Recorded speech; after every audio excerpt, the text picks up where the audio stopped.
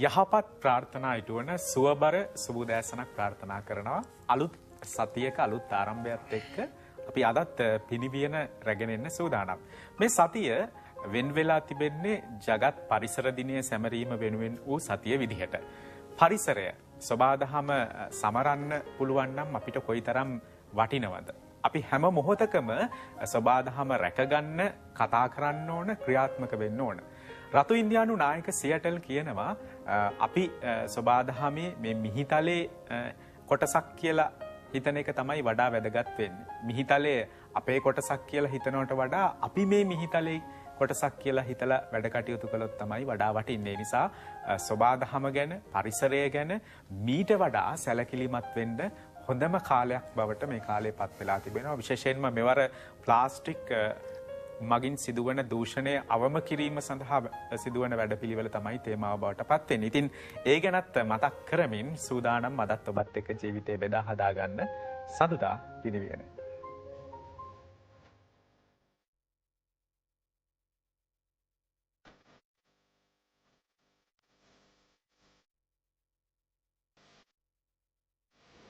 අපේ මුල්ම විශේෂාංගය පාණ්ඩව ජ්‍යොතිෂ විශේෂාංගයේ සුපුරුදු පරිදි ආරම්භ කරන්න සූදානම්. අදත් අපේ මැදිරියට ඇවිල්ලා ඉන්නවා බණ්ඩාරවෙල ශ්‍රී ශිව භද්‍රකාලි අම්මාන් කෝවිලේ ප්‍රධාන පූජකතුමන්, ජාත්‍යන්තර පාණ්ඩව ජ්‍යොතිර්වේදී, ගුප්ත විද්‍යා උපාධිධාරී, වාස්තු විද්‍යාව පිළිබඳ ප්‍රවීණ උපදේශක ආචාර්ය ශර්මා සාමිතුමා. සාමිතුමා සුබදෑසනක් ආයුබෝවන්. සුබදෑසන ආයුබෝවන්. දැන් ඔබට මතක ඇති අපි පහුගිය සතිවල කතා කළා සෙනසුරු මාරුව, රාහු කේතු මාරුව පිළිබඳව. මේ සෙනසුරු මාරුව, රාහු කේතු මාරුවත් එක්ක සමාජය තුළ සිදුවන යම් යම් වෙනස්කම්, විපර්යාසයන් පිළිබඳව ජ්‍යොතිෂයට අනුව කතා කරන්න සාමිතුමා කටයුතු කළා. විශේෂයෙන්ම යම් යම් උවදුරු, අසංගත ආදිය වඩාත් ඉදිරියේදී පැමිණෙන්න පුළුවන් කියන කාරණාව එහිදී මතු කළා. සාමිතුමා ඒ ගැන අපි අද පොඩ්ඩක් කතා කරමුකෝ. ඔව්, දැන් අපි සියලු දිනාටම මතක ඇති මාර්තු මාසේ රාගුකේතු මාරුවෙන් ඉඳලා සෙනසුරු මාරුවෙන් ඉඳලා අපි පණිවිඩ කියා එනවා. දැන් ගිය මාසේ රාගුකේතු මාරුවත් වුණා. රාගුකේතු මාරු වුණා එච්චර සුබ පණිවිඩය සුබපත්තට ඇරිලා නැහැ කියලා එදාම කිව්වා. මොකද ඒක නිසා වායු වෛරස් දෝෂ ගොඩක් ඇදෙනවා කියලා එදාම කියුණා. මොකද කොරෝනාට වඩා ලොකු වේගින් වෛරස් දෝෂ ඇදෙනවා. එනකොට බඩේ ඉන්න දරුවටත් ලෙඩ ඇදෙන්න පුළුවන්. ලෙඩ හොයාගන්න බැරිව තත්ත්වයක් උදා වෙයි කියලා එදාම කියුණා. නමුත් ඒක මතුවලා තියෙනවා. ඒක දැන් මතුවලා තියෙන නිසා අපි බොහොම පරිසෙන් ඉන්න තෝනි. අපි රැක ගන්නත් ඕනි. මොකද පරිසර අනුවේ පිරිසුදුකම තමයි වඩා වටින්නේ. කොයි මොහොතේ කොයි වෙලාවරි අපි පිරිසුදුන් ඉන්නවා නම් තමයි ගොඩක් වටින්නේ. අනිත් එක වැදගත් පණිවිඩ තමයි අපි පුළුවන් තරම් ගෙදරින් කෑම කන්න අපි සූදානම් වෙන්න ඕනි. බොහෝ දෙනෙක් කියන වීදි වලින්, පාරවල වලින් දෙන කෑම වලින් බොහෝ දෙනෙක්ට රැඳිලා කෑම කන්න කැමැත්තෙන් එබ්බා වෙලා ඉන්නවා. නමුත් ඒක එන්නේ තමන්ගේ ශරීරයේ ලොකු හානියක් සිදු වෙනවා. මොකද වෛරස් දෝෂ පිරිනවා. පිරිසුදු නැති කෑම වල තමයි සමහර වලට කැඳ බොනවා කියමු. මේ ගඳවලින් අමුතු විස බීජයක් ඇති වෙනවා. අමුතු විස බීජයක් ඇති වෙලා මොකද දූවිලේ, වෛරස්, උලංග ඒ සියලු දෙනා එකතු වෙලා ගැතන ගිලා ගඳ බොන මනුස්සයාට ඒ උලංග වලින් එන්නේ විස බීජෙත් එක්කම තමයි ශරීරයට යන්නේ. ඒ ශරීරයට ගිලා නාරට එකතු වුණාම අංග සම්පූර්ණම ලේ වලින් මික්ස් වෙනවා. ලේ වලින් කැලවම් කරනාම අනිවාර්ය බඩ කැක්කමක් එනවා. අනිත් ඔළුව කැක්කමක් එනවා. අතපය සම්පූර්ණම පණ නැති ගති කැක්කමක් එනවා. ඒ කැක්කමක් එනකොටම තමන්ට හිතා ගන්න පුළුවන් වෛරස් පිරීලා. ඒ නිසා තමාව සුව කරගන්නත් බැරි තත්ත්වයක් උදා වෙනවා කියන එක. ඒ නිසා පිරිසුදුකම ඉන්න මේකන අර පෙරේත ගමට ගිහිලා එමතනම කැම ගන්න එකත් නතර කරගන්න තෝනි. මොකද එම එකනා බැබ්බා වෙලා උදේ පාන්දරම ගිහිලා තමන්ට ඒකෙන් විටමින් එක එනවා, ශක්තිය එනවා, ප්‍රෝටීන් එනවා කියලා ඒ කැඳ බිව්වම තමන්ට මනුස්සෙක් වෙන්න පුළුවන්, නැවත ජීවිත ලැබෙනවා කියලා මතක් කරගෙන නේ ඕක වන්නේ. ඒ වුණාට ඒව කරන්න, ඒව නතර කරගන්න. නතර කරලා එතකොට තමන් පුළුවන් තරම් ගෙදර කැම කන්න පුරුදු වෙන්න.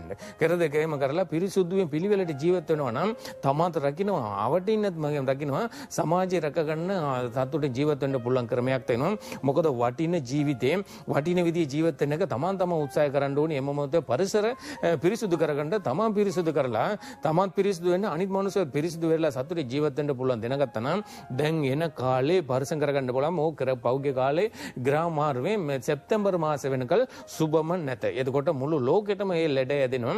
ලෙඩ වෙලා ජීවිත බොහෝ හානියකට සිදු වෙන්න ඉඩ තියෙන. ඊට පස්සේ බලාපයිදී මිනිසුගේ ජීවිත හානියක් වෙන්න ඉඩ තියෙන නිසා ග්‍රාම මණ්ඩලයේ සුබපත්තට පංජපෝදම්ගේ සුබපත්තට නෑ.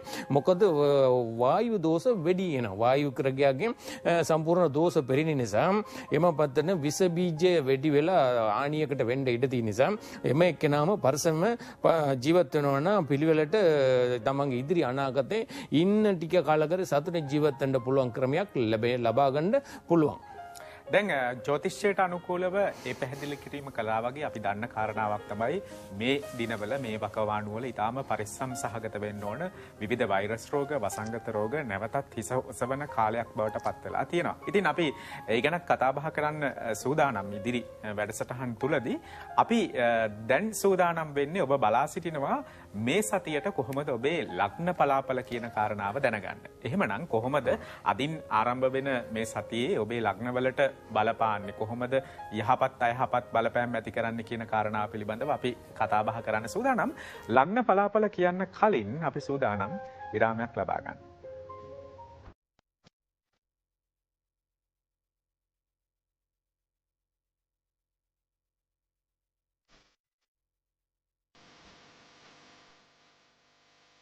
සඳුදා පිනිවියනේ පාණ්ඩව ජ්‍යොතිෂ්‍ය විශේෂාංගයෙන් අපි බණ්ඩාරවෙල ශ්‍රී ශිව භද්‍රකාලී අම්මාන් කෝවිලේ ප්‍රධාන පූජකතුමන් ආචාර්ය ශර්මා සාමිතුමා සමග කතා බහ කරමින් ඉන්නේ. එතුමාව මුණ ගැහෙන්න පුළුවන් දිනයන් වේලාවන් පිළිබඳ තොරතුරු අරගෙන එන්න සූදානම්. අඟහරුවාදා සිට සෙනසුරාදා දක්වා උදෑසන 6 සිට සවස 6 දක්වා එතුමාව බණ්ඩාරවෙල ශ්‍රී ශිව භද්‍රකාලී අම්මාන් කෝවිලේදී මුණ ගැහෙන්න පුළුවන්. ඒ වගේම ඉරිදා සහ සඳුදා දෙදින වැල්ලවත්ත පැට්‍රිකා පාරේ තියෙන එතුමාගේ කාර්යාලයට ගියහොත් ඔබට පුළුවන් එතුමා මුණ ගැහෙන්න. මෙන්න මේ මම සඳහන් කරන දුරකථන අංක ඔස්සේ වැඩිදුර තොරතුරු ලබා ගන්න කලින් වේලාවක් වෙන් කර ගන්න ආදී කටයුතු කරන්න පුළුවන්. 0.77 322 7005 වගේම 0.57 22 32 441 0.57 22 24 591 සහ 0.57 22 24 592 කියන දුරකථන අංකයි ඒ. දැන් අපි රාහු කේතු මාරුවත් එක්ක මේ දිනවල ගතවන කාලය පිළිබඳව ජ්‍යොතිෂයට අනුකූලව කතා කළා. දැන් සූදානම් වෙන්නේ මේ සතියේ ඔබේ ලග්න පලාපල පිළිබඳව කතා කරන්න. මේෂ ලග්නයෙන් අපි ආරම්භ කරමු සාමිතුමා. ඔව් දැන් මේ කෙනාගේ බලාපොරොත්තු තියෙනවා දැන් ලග්න පලාපල කුමක් වෙයිද මේ සතිය කොහොමද කියන. ඒකට ජූනි මාසේ 2025 ජූනි මාසේ 2 වෙනි දවස අද.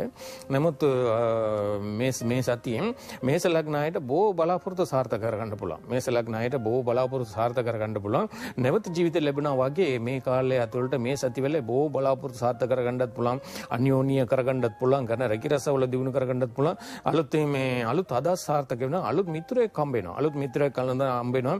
නැතිවිච්ච දේවල් ඇති කරගන්නවා. නමන්ට අර මෙච්චර කාලයකට තිබුණ දුක් වේදනාවල් සම්පූර්ණයෙන්ම දුර වෙලා අමුත්තෙක් වගේ නැවත ජීවිතුණා වගේ යම් ඇඟීමක් දැනෙනවා මේෂ ලග්නයට. බොහොම පරිසෙන් ඉන්න තෝනේ මේ ලග්නේ මේෂ ලග්නයට සම්පූර්ණ සුබ කාලයක් ලැබෙනවා. මේෂ ලග්නයෙන් පස්සේ අපි සූදානම් වෙන්නේ වෘෂභ ලග්නය පිළිබඳව කතා කරන්න. රිෂභ ලග්නයට අලුත් වෙල බලාපොරොත්තු අලුත් ගැටලුව අලුත් වැඩවල සම්පූර්ණයෙන්ම සාර්ථක කරගන්න පුළුවන් තත්ත්වයක් තියෙනවා. නමුත් අලුත් බලාපොරොත්තු නැති උදව් උපකාර ලැබෙනවා. උදව් උපකාර ලැබෙනවා. රාජ්‍ය උදව් උපකාර ලැබෙන්න පුළුවන්. නමුත් බලාපොරොත්තු විදියට අන්‍යෝන්‍ය වෙන එම පතර ඊතනට වඩා ලොකු ආඩම්බර ජීවිතයක් ආඩම්බර බලාපොරොත්තු සතුටෙන් සානයක් ලබා ගන්න පුළුවන්. මොකද මේ රිෂභ ලග්නයට මේ සතිය වටිනවා. මොකද සිකුරු ග්‍රහයාගේ සම්පූර්ණ බලවත් ධනවන්ත යෝගයක් තියෙනවා. යනවන්ත යෝගයක් තියෙනවා.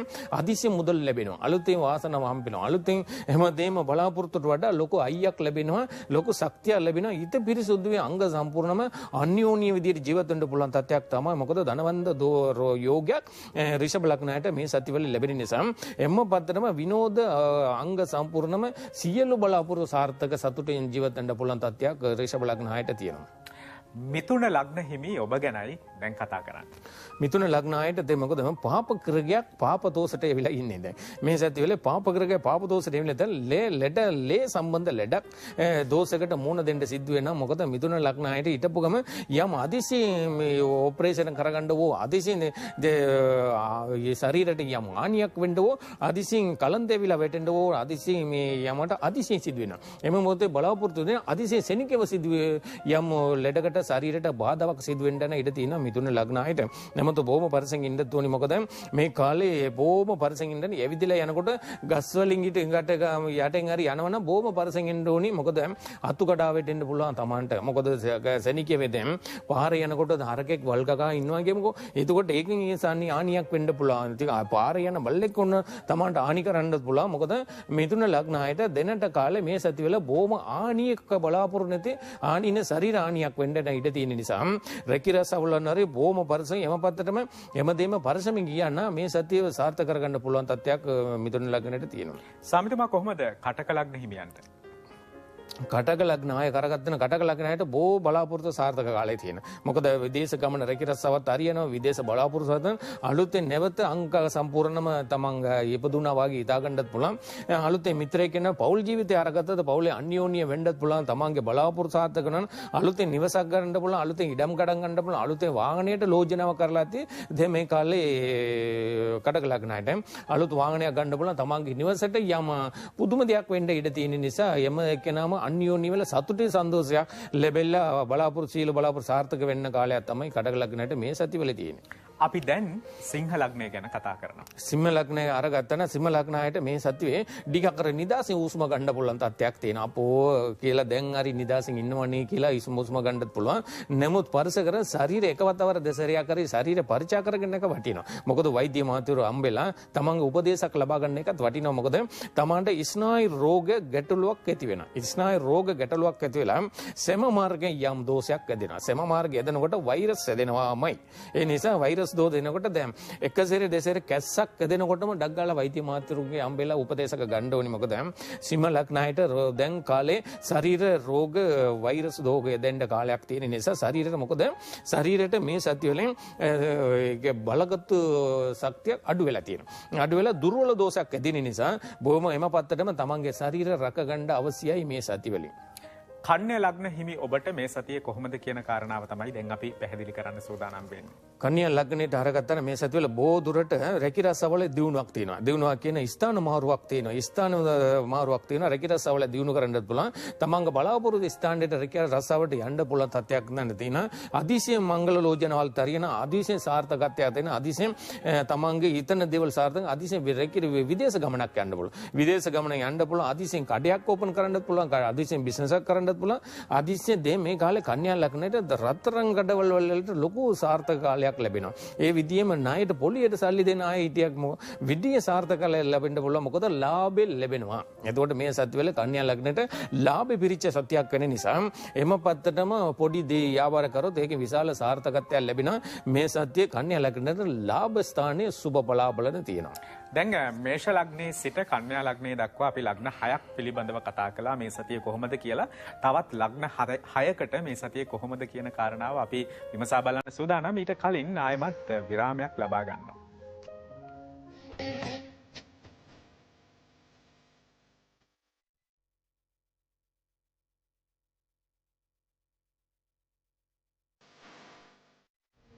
නැවතත් පාණ්ඩව ජ්‍යොතිෂ විශේෂාංගයේ සමග ඔබ එක්වන්නේ බණ්ඩාරවේල ශ්‍රී ශිව භද්‍රකාලි අම්මාන් කෝවිලේ ප්‍රධාන පූජකතුමන් ආචාර්ය ශර්මා සාමිතුමා සමග. එතුමාව ඔබට මුණ ගැහෙන්න හැකියාව තිබෙනවා අඟහරුවාදා සිට සෙනසුරාදා දක්වා උදෑසන 6 සිට සවස 6 දක්වා බණ්ඩාරවේල ශ්‍රී ශිව භද්‍රකාලි අම්මාන් කෝවිලේදී. ඒ වගේම ඉරිදා සහ සඳුදා දෙදින වැල්ලවත්ත පැට්‍රිකා පාරේ තියෙන එතුමාගේ කාර්යාලයේදී එතුමා මුණ ගැහෙන්න ඔබට ඉඩ තියෙනවා. මෙන්න මේ කියන දුරකථන අංක ඔස්සේ වැඩිදුර තොරතුරු ලබා ගන්න පුළුවන්. 077 322 7005 ඒ වගේම 057 22 32 441 057 22 24 591 සහ 057 22 24 592 කියන දුරකථන අංක. ඉතින් අපි කතා කරමින් හිටියේ මේ සතියේ ඔබේ ලග්න පලාපල ලග්න 6ක් පිළිබඳව කතා කළා. සාමිතුමා තුලා ලග්නයේ සිට අපි දැන් කතා කරමු. තුලා ලග්නේ අරගට ගන්න මේ සතිවල අම රෝගයක් දෙවෙන්න ඉඩ තියෙනවා. මොකද අම දෝෂයක් කියන කේතු ග්‍රහයාගේ බලපීම තියෙනවා තුලා ලග්නේට. තුලා ලග්න කේතුගේ බලපීම තියෙන නිසා අම රෝගයක් තියෙන. දැන් සර්පය ඔයගොල්ලෝ දන්නවා. දැන් සර්පය අර නයියර පොතු ගලවලා ඒගොල්ලෝ අයින් කරලා යන්නේ. ඔන්න ඔය වගේ දෝෂ කාලයක් ඇද ආවම තමයි ඒගොල්ලෝ අර නයියගේ අර පොතු ගැලවින්නේ. ඒ පොතු ගැලවිලා විසි වෙලා යනවා. ඒ වගේ දැන් තුලා ලග්න ආයත දැනට ඉන්නේ තියෙන්නේ අම රෝගයක් දෝෂයක් දෙන්න ඉඩ තියෙනවා. අම රෝගයක් එන තියෙන ඒකට කැක්කුම කැස්සක් එනවා.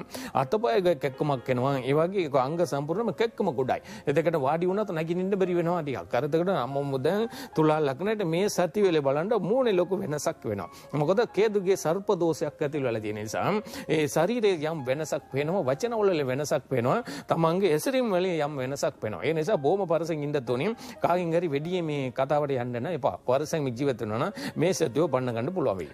අපි වෘශ්චික ලග්නය ගැන දැන් කතා කරන්න සූදානම්.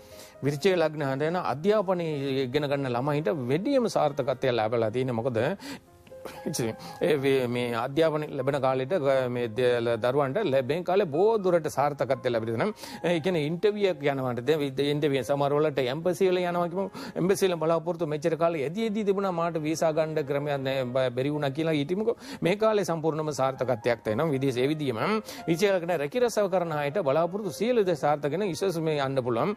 ඊතන දේවල් සාර්ථක මෙච්චර කාලයක් බලා හිටියා. අද අනේ මේක කරන්න ඕනි මේක කරන්න ඕනි කියලා මෙච්චර කාල හරියන්නේ නැති නිසා දැන් මේ සති වෙලේ ඒවා සම්පූර්ණ ඉෂ්ට කරගන්න පුළුවන් දෙතේ අඩු පිරෙන කාලයක් දැන් විචේක ලග්න කාටියට එවිලා තියෙන මොකද ග්‍රහ මණ්ඩලයේ යම් සත්‍යයක් සාහනයක් ලැබෙනවා මොකද අඩු වෙච්ච දේ අංග සම්පූර්ණ පුංකලස් ජීවිතයක් ඒ කියන්නේ පුංකලස් කියන අංග සම්පූර්ණම සිරියාවක් ලැබෙන කාලයක් ඒ විචේක ලග්නයට මේ සති වෙලේ තියෙන නිසා එහෙම දෙම සාර්ථක කරගන්න පුළුවන් ධෛර්යයක් ඔයාලට ලැබෙනවා.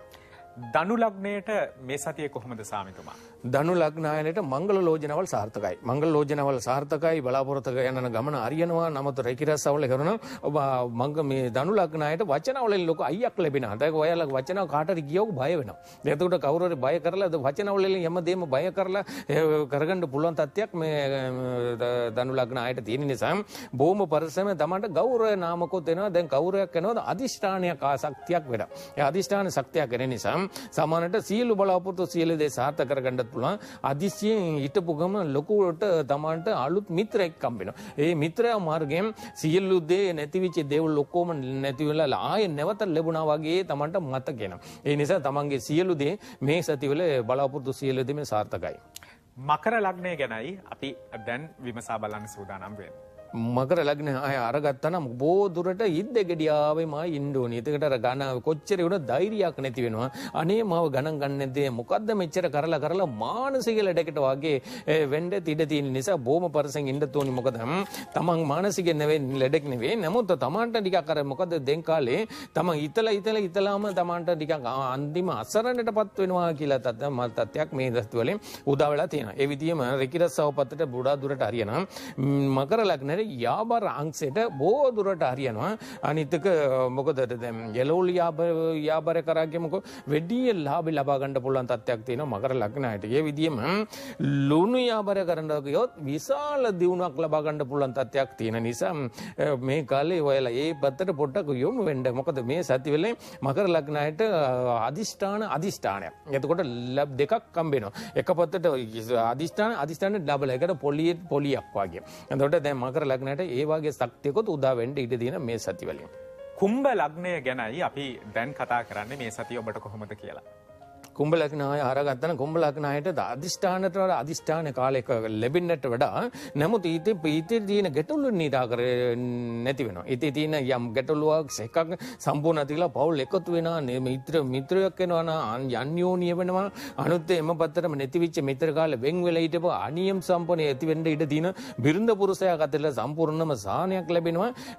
සහෝදර අතුලට අනිත්‍යයේ ලොකු ආඩම්බරයක් හම්බෙලා මෙච්චර කාලකට නැතිවිච්ච ආදරය හම්බෙලා කොහොමද ප්‍රේම සම්බන්ධ වලින් ලොකු අයියක් ලැබෙනවා. අනුත් පුදුමයක් ලැබෙන්න ඉඩ තියෙන මෙච්චර කාලෙට ප්‍රේම සම්පත නැති වෙලා ආය අලුතෙන් ඇතිවිලා තමන්ට බලාපොරොත්තුට වඩා තමව අදාගන්න බැරි සතුටක් ලැබෙන කාලයක් මේ කාලේ ලැබෙන මේ සති වලින්. මීන ලග්නය ගැනයි අපි කතා කරන්නේ. මීන ලග්නය අරගත්තන මීන ලග්නයට මෙච්චර කාලෙ නඩු වලින් කියමුකෝ නඩු ප්‍රශ්නෙට විසඳුමක් හම්බ වෙනවා. එතකොට ආර්ථික පැත්තට ඕම විසඳුමක් හම්බ වෙනවා. ආර්ථික පැත්තන පෞලික බූතලේ සමහර දෙමෝපියන්ගේ බූතලේ සමහරට මේ කාලේ හරියනවා. කොහොම වුණත් පරිසෙන් ඉන්න ඕන සහෝදරය අතර යම් වෛර දෝෂක් එදෙනවා. වෛර දෝෂ කියන්නේ ඉරිසියාව වංජාව කුරෝධයක් හිතෙනවා. සමහර කොළොම ඉරිසියාවනේ ගෙනෙක් එදෙනකොට තමන් බලා ඉන්න බැරි වෙලා මෙයා එදෙනෙත් නෑ අරයා එදෙනෙත් නෑ. අන්න ඔය වගේ තත්ත්වයක් එනොත් කවුරුන්ද කහවරි විශ්වාස කරන්න එපා. ඔවද මීන ලග්න අය කාවරි විශ්වාස කරන්න එපා. තමන්ට තමවත විශ්වාස කරන්නත් බැරි තත්ත්වයක් උදා වෙනවා. මොකද විශ්වාස කරලාමයි අන්තිම අසරණයට වැටිච්ච අය තින්නවා. ඒ නිසා මීන ලග්න බෝ මේ සතිවලින් කාව විශ්වාස කරන්නත් එපා, බිරිඳවත විශ්වාස කරන්නත් එපා, තමා විශ්වාස කරන්නත් එපා.